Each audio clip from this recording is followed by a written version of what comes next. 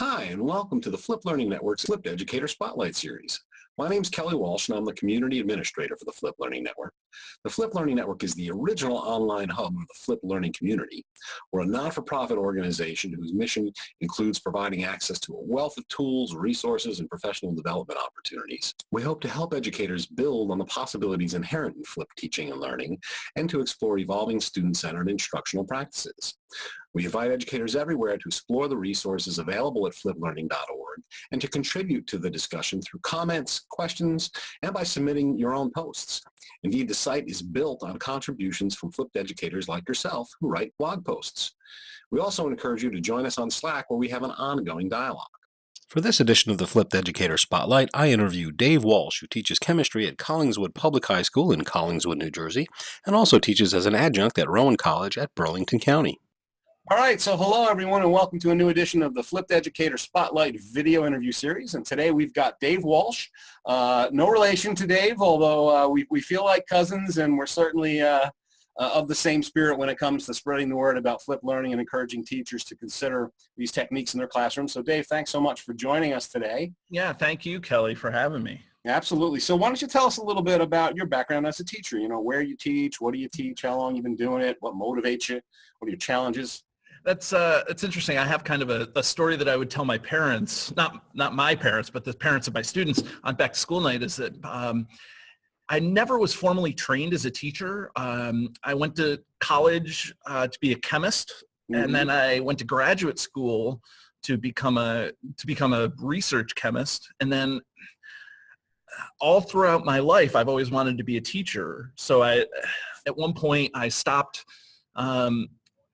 that dream to get my undergraduate degree as a chemist, and then I said, no, I really want to teach. Maybe I'll go teach at the college level, and then I went to graduate school with intentions of teaching at the college level, and then that didn't mentally pan out for me. So I then decided that, hey, I'm going to become a high school teacher. So I ended up getting a master's degree in chemistry without any formal teaching training, other than kind of the hard knock school learning, in college classes. So I did teach at a college for a couple of years, but then I really thought that I needed to teach high school because I taught at Southwestern University for a couple of years, and I taught an introductory chemistry course there for non-science majors, which is like dangerous for them, oh, I have to take a chemistry class. What do you mean?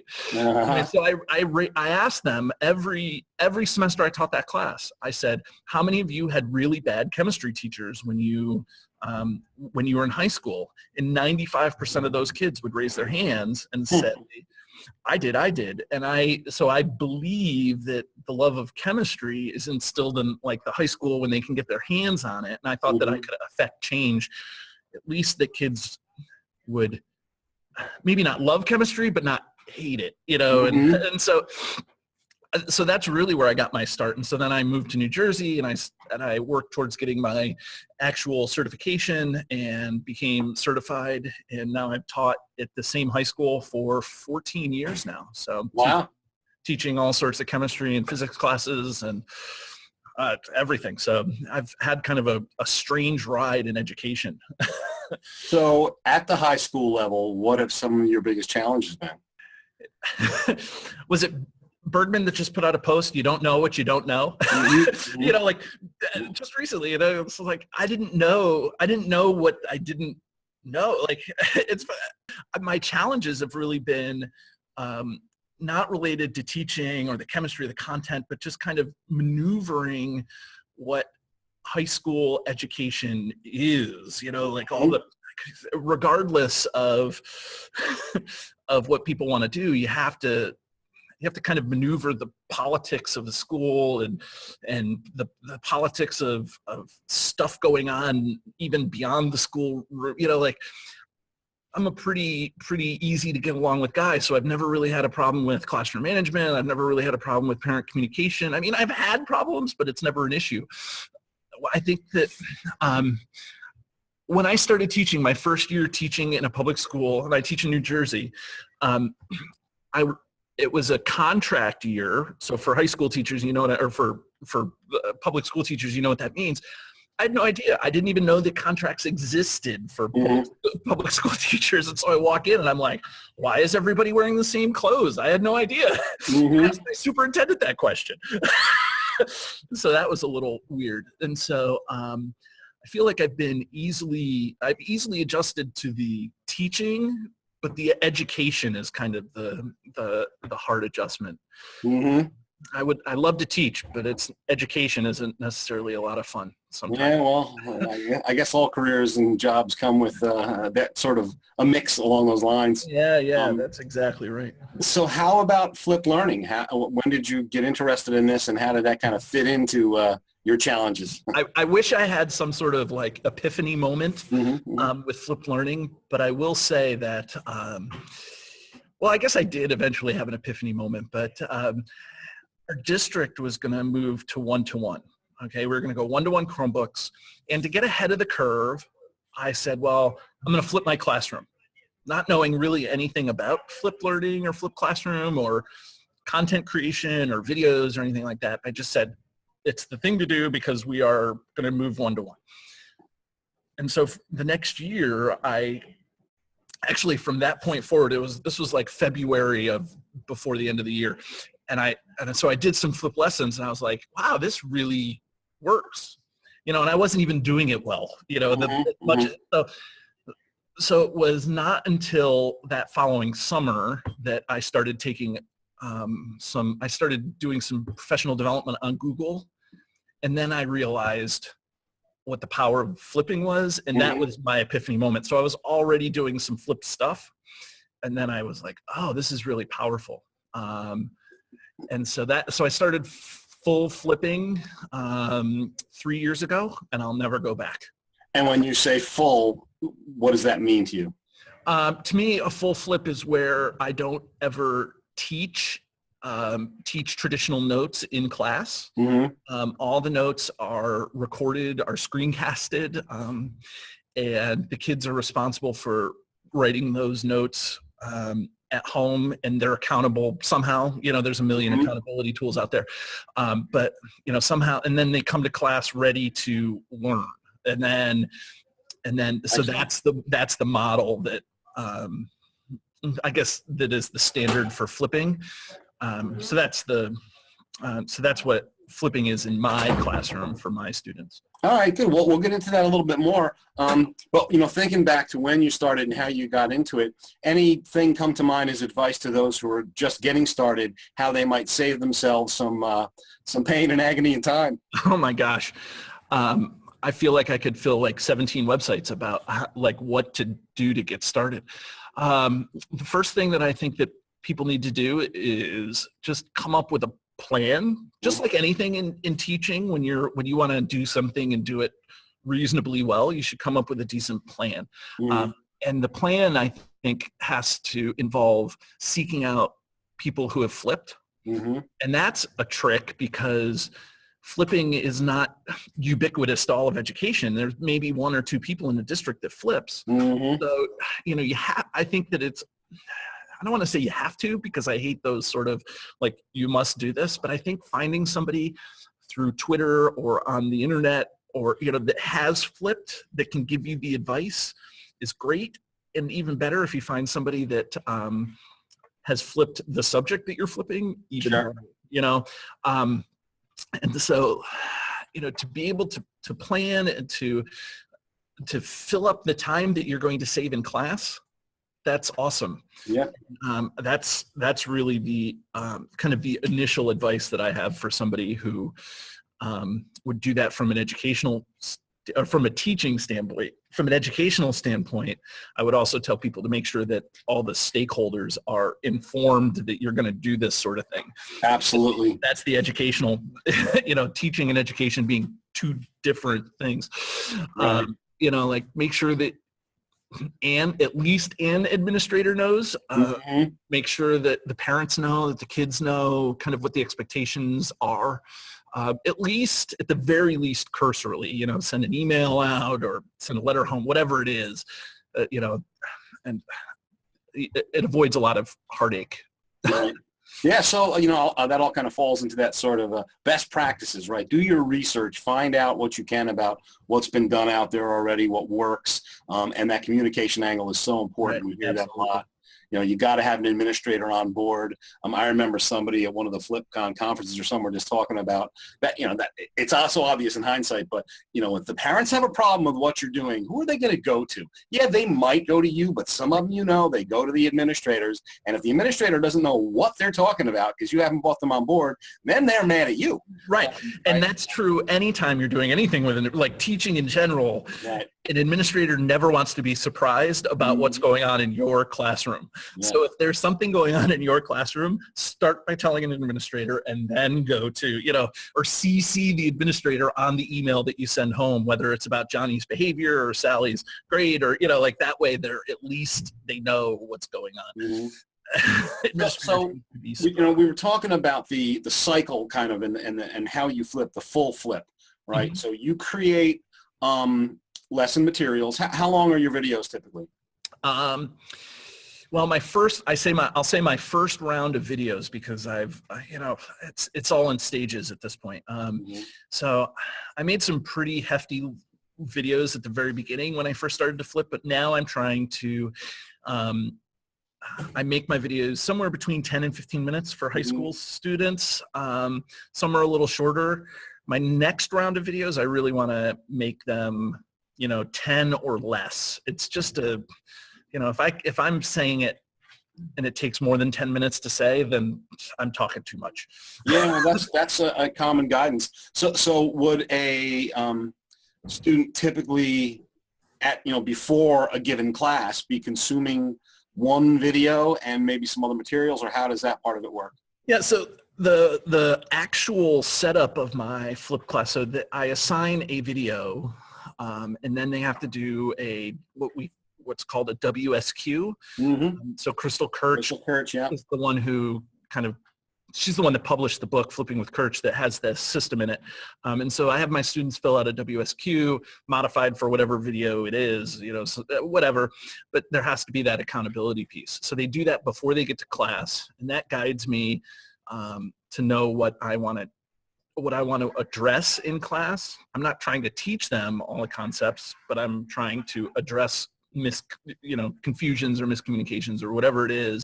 I'm not perfect and I screw up. So, I take that time and then it's just activity and, I call it all hands-on. It doesn't have to all be chemistry lab. It can be writing chemistry. It can be talking about chemistry. It can be doing labs. There's a lot of different ways you can do chemistry that are meaningful.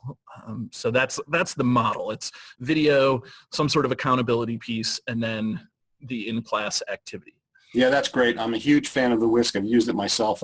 Crystal, by the way, is doing some of these interviews as well. She's conducting some. So I've never met Crystal, and I would love to thank her because I'll get you connected. She's on the Flip Learning board, and she's going to be one of the interviewers doing some of these interviews. How'd I draw you then? Huh? How'd I draw you? Let me you drew the short straw? Right. I like you, Kelly. And for our viewers, so the WISC, as Dave said, stands for Watch, Summarize, Question. The idea is that after they consume materials, they're going to be expected to summarize what they saw. It's up to the teacher to determine is that a couple paragraphs, a couple sentences, a couple pages. You got to figure out what works for you, what kind of guidelines you're going to give your students.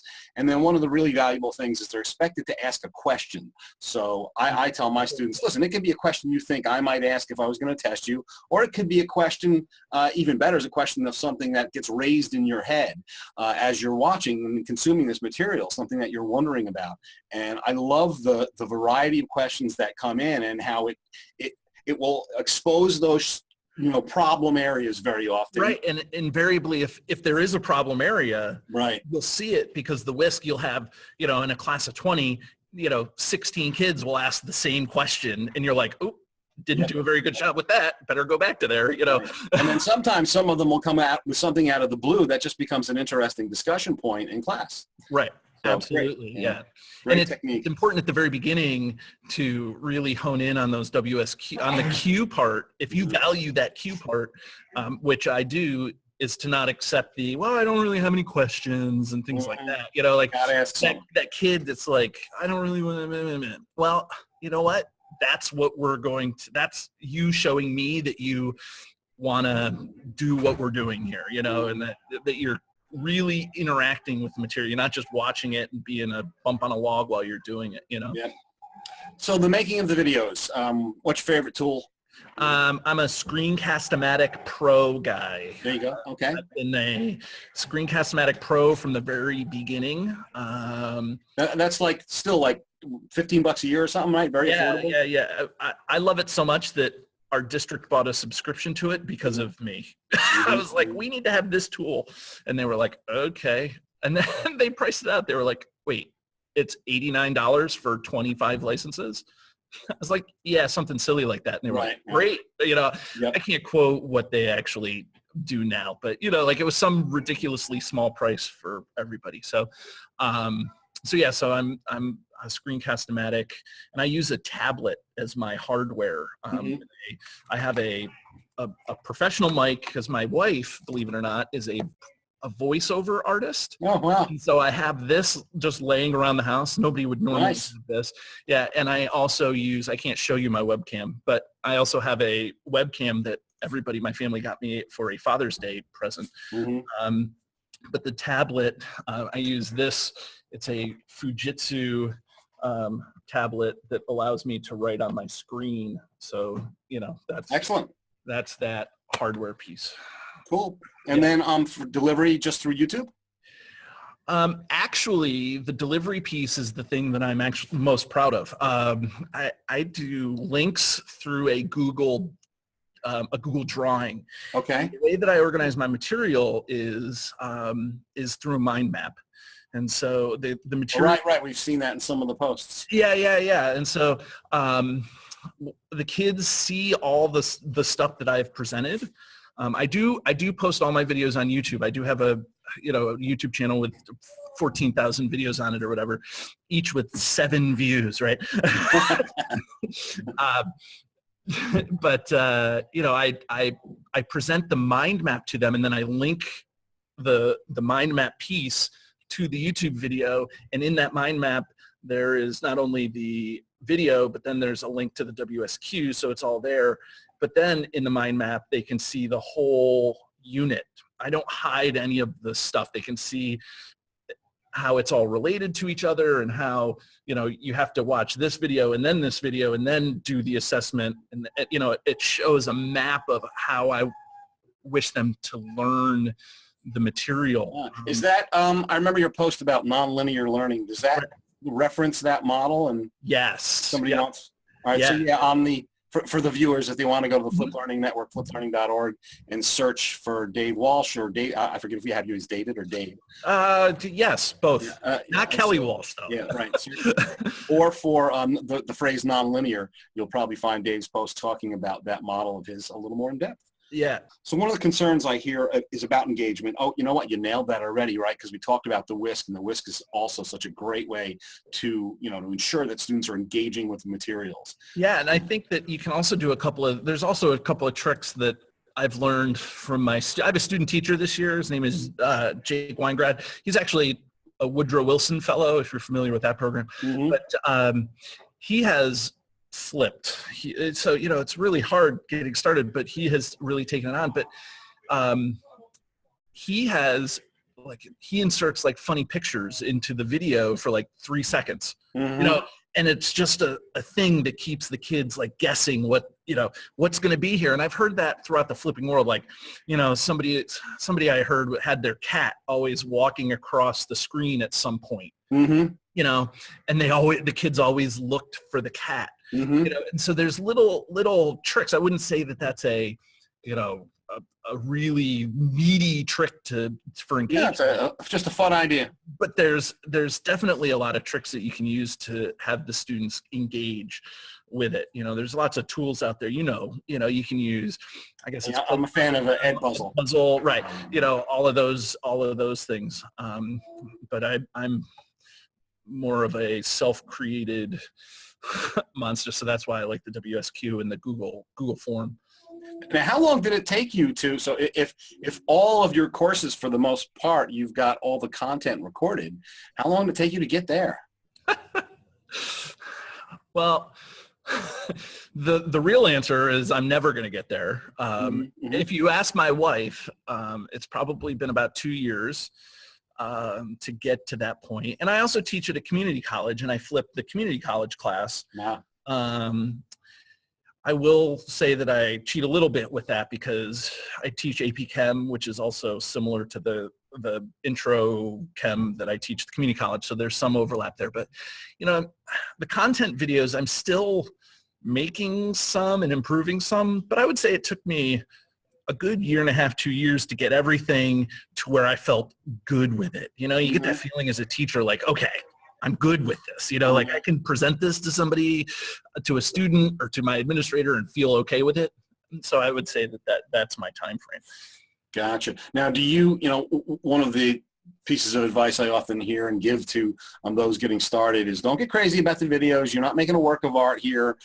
Yeah, obviously it's important that it is good. And we talked before we got started here, we were talking about sound, right? And sound is actually so important compared to, or I should say, people will put up with poorer quality video much quicker than they'll put up with poor quality sound. So that is important. But you don't have to have anything perfect, and we're all going to make mistakes. And so that time you're saying it took, is that just, some of your content, it's great on the first shot, but some of it you polish because you realize that you want to make some changes to how you're presenting something. Yeah, I mean, you grow as a teacher and as an educator, and you say, well, like I said at the beginning of our, like some of my videos are 26 minutes long. Now 3 years later, I realized that a 26-minute video for a high school kid is ridiculous. Nobody wants to sit and listen to me talk, let alone, except for maybe your audience here, to sit here and listen to me talk. Let's hope so. Right, right. Well, if they're still here, they definitely want to hear me talk. But so you learn along the way. But most of my videos, barring any sort of tech issues, like, the webcam doesn't work or the computer crashes or something, I do in one shot but I've done it now a time or two with any video. And so now I kind of know, well, okay, I gotta get the content down, and now I have to do a sample problem, and now I need to challenge them more deeply. Boom. Right. So. Gotcha. Now, how about access to the content? Has that been a barrier for students at all? No. Can I be slightly grumpy? Because I think that's. It's funny. That question often does bring out certain replies from. Yeah. I remember Aaron Sam saying, "If that's your excuse, find a better excuse." Right. And actually, I've met Aaron before, but I've never talked to him about this particular thing. And that's actually, I just posted something on my own website where I said, I'm sick and tired of people using access as a reason to not flip. That's like saying, and I made this exact comparison, it's like people waiting to have the money to have children. You're never going to do it. You're never going to have children if you are waiting to have the money to have children, because you'll never have enough money to have children then. You're never going to have everybody that has access every day, all day long. So you either have to want to flip because you see the value in it, or you have to, or not. You can't sit on the fence waiting for the students to have access. But what do you do then when you do encounter a situation where it appears that maybe a student for a while doesn't have access? Now, that's an interesting question. So I'm really, really fortunate that that our district A is a one-to-one district. So in terms of hardware access, all our kids have Chromebooks, so they should not have an issue with that, although Chromebooks break. The hardware sometimes goes bad. If that's the case, I have extra stuff. We have a library. Kids can go to the library and watch things. And in terms of internet access, we are pretty good with internet access, and those students who don't have internet access at home, and this is my own personal, I had one kid the first year that I did the full flip. A kid came to me, and he was a smart kid, and I believed what he said, and he said, I don't have access. I don't have a computer at home, and I don't have access at home. And I said, great, here are the options. The next day he came in and he says, I don't have a computer, I don't have access. And I said, well, great, here are the options. After 2 days, he didn't ever bring it up again for the class. Mm-hmm. You know, he figured it out. He figured it out. And I get that there are places in the world, that don't have access. You know, that is a lot of rural areas in the U.S. where it's a real problem. Right. But I think that if you're engaging in the discussion of to flip or not to flip, then access is not an issue. Mm-hmm. You know, and you can't use it as an issue. So yeah, just building on that, there's a lot of ways around it. We've heard a lot of stories about teachers saying, listen, I'll make my room available. I'll make, remember Greg Green, right, the principal from the Flip High School out there in Clintondale or whatever the heck it was. Yeah, right. And saying, hey, I made my office available. Right. So there's a way to solve that problem. Right. And the other thing is we actually sent out an email to everybody. When I say we, I mean me and my student teacher, who I can't speak highly enough of, is that, you know, he said, well, why don't we just collect old phones? People have old iPhones, you know, we're at the time of this recording, we're at iPhone 7, you know, let's just collect people's old phones and put the videos on the phone. Yeah. Just put them on the phone or just have the YouTube app, because now with iOS, with the new iOS, you can get rid of all the apps. Mm-hmm. They don't make, except for the settings, you can get rid of mail and, you know, all that. Just have YouTube available, or just have Google Classroom available, or wherever it is that you're hosting the thing. Almost an iPod in a way. Yeah, right. It becomes an iPod Touch. And so there's just a lot of hacks to get around access issues that there's so many of them that the access thing doesn't hold water to me, right? Mm-hmm. Just like Aaron said, I'm glad that you said that about Aaron. It's like, you know, if access is your problem, then come up with a better excuse to not do it, right? Right. All right, so you got all that great flip content. You've got your process. You've got students have access. So really, we know that ultimately what this is about is how it changes how you use class time. So let's talk a little bit about that. And how does, you know, as time has gone by, I've seen so many teachers that really start to evolve how they use class time and, you know, better embrace more project-like assignments and so on. So what's your experience been in that regard? So I have really taken the opportunity to personalize my feedback with my kids. Mm-hmm. I have kept a lot of the same labs and projects that I have done. I have added maybe 3 or 4 per unit, you know, like 25% of, you know, different sorts of things. But what I can do and what I do is I take the time that when my students write a lab, I will call them up and conference with them individually. Mm-hmm. Maybe that day in class, they're going to watch a video, but as they're watching a video, I'm going to come up and I'm going to say, hey, let's talk about your lab. Mm-hmm. Let's talk about this writing project. Let's talk about this test. And it's really kind of changed my view of what grading should be, actually. Mm-hmm. Like, really influenced my own personal philosophy in terms of education, my educational philosophy. And so that's where I spend. There are times I give personalized quizzes now. You know, I don't do it all the time, of course. Mm-hmm. You can't do it all the time, but I'll call a kid up instead of giving them a piece of paper and having them all do the quiz in 15 minutes in the class. I'll call a kid up one at a time, and it may take me 3 days to go through each kid one at a time, but it really gives me the opportunity to assess whether they know the material or not, you know. Excellent. And I can measure, and I can choose to measure growth, or I can choose to measure proficiency, whatever I find is important for me, you know. But to have that extra time one-on-one with the kids so that I can look at them and say, you know, hey, this isn't acceptable, redo it.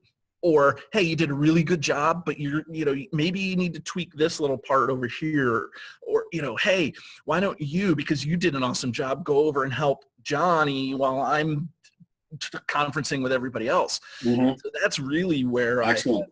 I have used it, you know, as a benefit to me, because before when I was traditionally teaching, when I was a traditional teacher, I didn't meet with my kids hardly at all. And if it was more of a, you know, like, it was like in lab and joking around and stuff, you know. It wasn't a, hey, we're really going to talk about your performance here, you know. Excellent. Every marking period, I try to meet with my students individually and tell them, hey, here's where you stand, here's your grade, why aren't you doing your work, or hey, you're doing really awesome.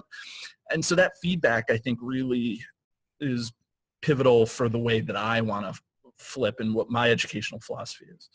Excellent. Yeah. So, you know, any particular thoughts? Oh, I know. Before I ask this, I want to ask this. Student feedback. What kind of response have you had over the years from students about this approach? I really, it's funny because as a teacher, I've always told new teachers, I've said, hey, you know, if you don't hear anything, you're probably doing a pretty good job. It's only when you hear stuff that it's usually like people are grumpy at what you're doing. So I haven't heard a ton of feedback. I have sought feedback about the style, and in general, I would say that for the most part, I would say that there's like, you know, 75%, this is all anecdotal. You know, I don't have grasp, but I would say 75% of the kids are like neutral on it. They're like, yeah, whatever, you know, like it's teaching, you know, but then there's that segment of the population where they're like, hey, this is a really awesome system that's going on here. And I don't know if that's an artifact of the flipping method or if it's an artifact of kind of that mind map, nonlinear flip, whatever that I'm doing. But whatever it is, and there's that where they say, this is really cool. Because we all know how kids feel about your traditional class. Traditional class, you can walk into, you know, 90% of the classes in America and get a feel for how the kids feel it's going. You know, but with the flip class, it's a little different, you know, like you have to get that, you have to develop that feel because they're doing stuff at home more meaningful, maybe not more meaningful. What am I trying to say? Yeah, I'll say more meaningful stuff at home. You know, they're doing all those notes and all the groundwork for what they do in class. And so they're building that foundation at home as opposed to trying to struggle through all those problems. And so, you know, you have to get that feedback of how is this really working for you?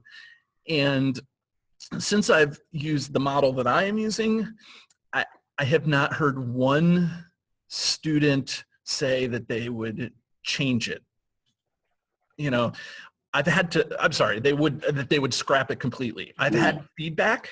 I used to not put due dates on things. I was like, oh, you know, just get this done by tomorrow. And, you know, and I've had several students say, I just need to see a due date. I need to see it.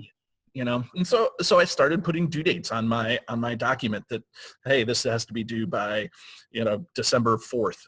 And then they're like, great, that's what I want. You know, so I've modified based on the kids, but, you know, nobody, and I've actually had I say a lot. You know, I've had several students come to me and say, I don't know why everybody isn't doing this. Speaking of which, do you have other flippers in the school there with you? Other than my student teacher, no. You know, and isn't that the sin of flipped learning is that, right.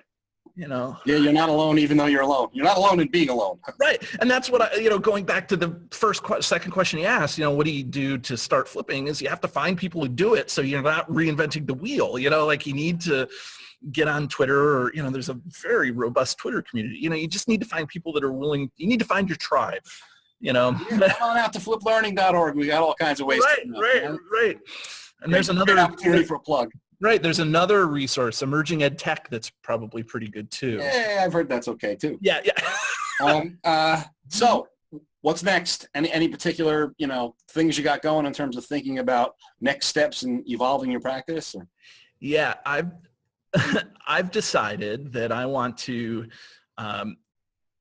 do more of what I do for my college class in my high school class. And I'm doing that not because I'm trying to prep the kids for college or for anything, but what I do is I do my video lessons or my, whatever you want to call them, my screencasts from a PowerPoint.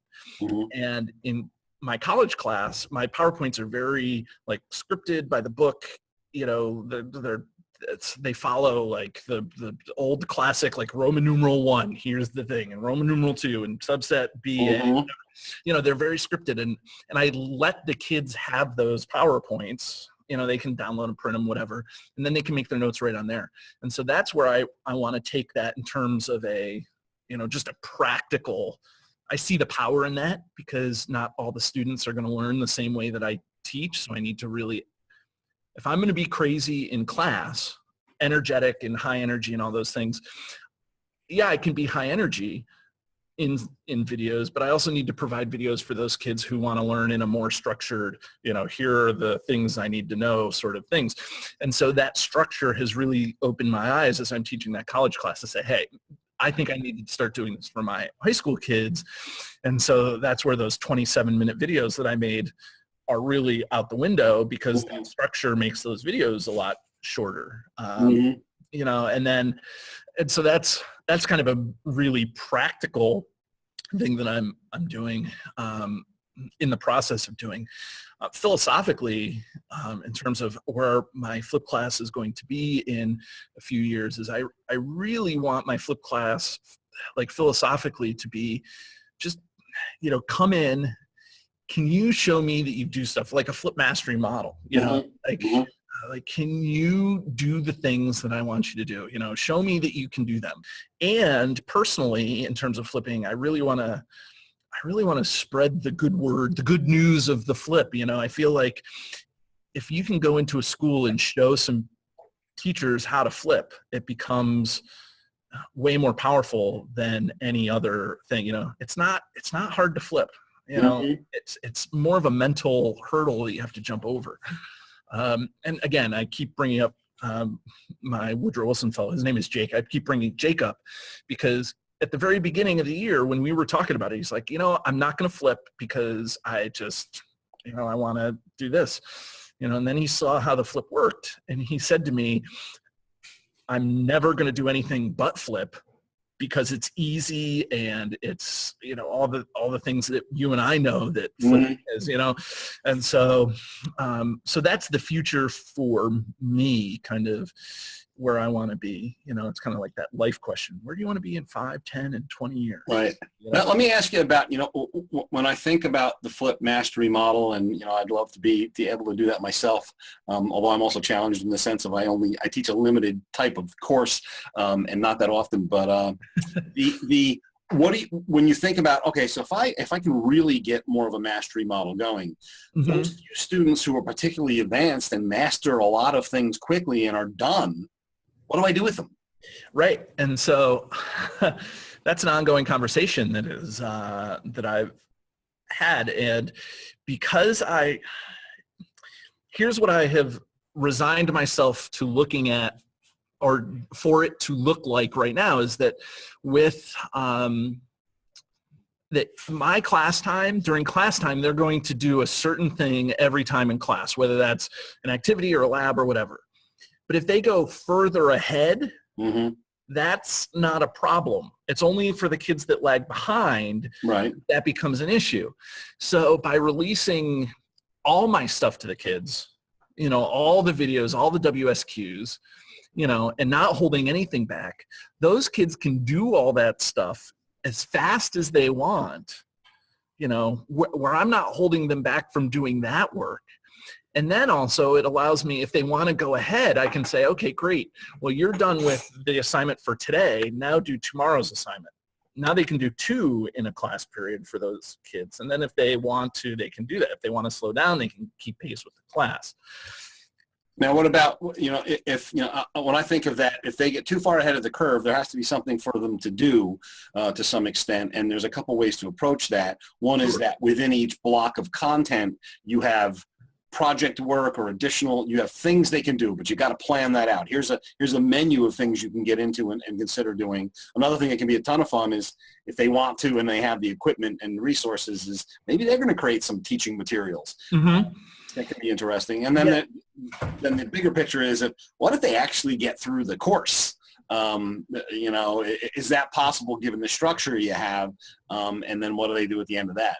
Yeah. And so the neat thing, I think this is where my background helps, is that in chemistry, there's progression. Like, so if I am going to be a chemist, if my life goal is to be a chemist, so you take You take chemistry, and then you take AP chemistry, and then you take freshman chemistry maybe, and then you take organic chemistry, and then you take your upper level chemistries and like whatever. So I've actually taught all of those levels, and I have material for all of those levels. Excellent. So as soon as the kid, and this is unique to my own situation. So the kids, when they go ahead, I not only can have them go deeper into something if they need to, but I have the materials to allow them to go forward through the material. So not only have I been able to give them, I call them, what do I've extra, I want to call them extra credit, but I don't, they're not extra credit, but the deeper things, I've given them access to those things that allow them to go deeper. But then I've also said, hey, you know what? AP chemistry is the next thing you teach. You're in chemistry now. Okay, so you finish the course in March, and we're in New Jersey, so school doesn't get out until the middle of June. So, now we can do some AP stuff. Do you want to take AP chemistry next year? Okay. So you've had students who've been able to get ahead of the curve. I do have one or two, but in general, high school students seem, in my experience, in my setting, students typically don't want to move too far ahead. And nor do they want to do a ton extra either, and that's a culture I think that I'm trying to change in the classroom, and that's a little tougher, that's a hard embedded thing, well, what do I need to do? That's the whole game of school discussion. What do I need to do to get an A? Am I going to get an A now? Great, I'm done. Right. But I can say, hey, do this because maybe you really love it. And right. Oh, okay. Or, so I have had a couple of students take advantage of that over the past couple of years, but I would say it's not much like the access thing. That's not a reason to not flip or not try the mastery model in my own head. I think it's something that, that you just deal with as it comes along. Right. You can also do where if somebody's completely done with a unit, you could also have that person be the student lab helper, the student absolutely tutor, and you say, okay, now part of your grade is going to be coming in and helping these three kids, and you don't have to tell them what their grade is or whatever, but hey, you're gonna, or don't make it part of their grade, whatever you want to do, whatever you feel comfortable with, but now you're gonna help Johnny and Susie and Joey over there. And that's such an excellent opportunity for students to be able to do that.